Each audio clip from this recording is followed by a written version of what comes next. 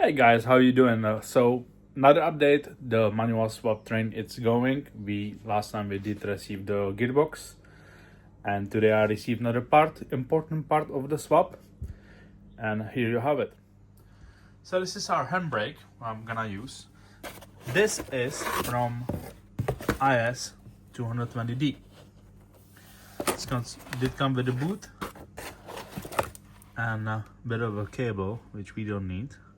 But good news is this handbrake is actually able to use the factory GS300 cable, so I don't have to actually cut nothing or replace nothing.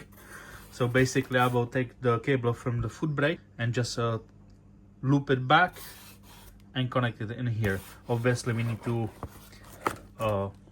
machine some kind of bracket for it, but that's future Martin problem. Alright guys, so I'm sitting now in the GS, just trying to see how the handbrake would fit in there. And it would go something like this. So I just did position it in a place. And this is where I would want to have it. So, something like this. This is the full extent. Obviously this boot would be tucked down somehow. Like that, and there your shifter.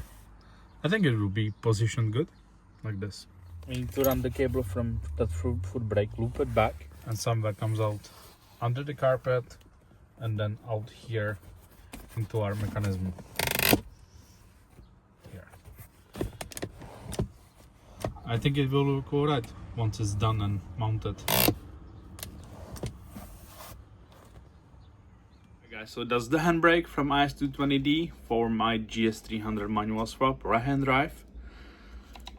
And guys, stay tuned, because in the next video I'm gonna be mocking up the bracket, relocating the cable, removing the foot brake, and you don't wanna miss nothing. I'm not gonna miss nothing from this swap. I will go everything step by step. You will see everything. Alright, thank you for watching. Please like, share, subscribe, and stay tuned.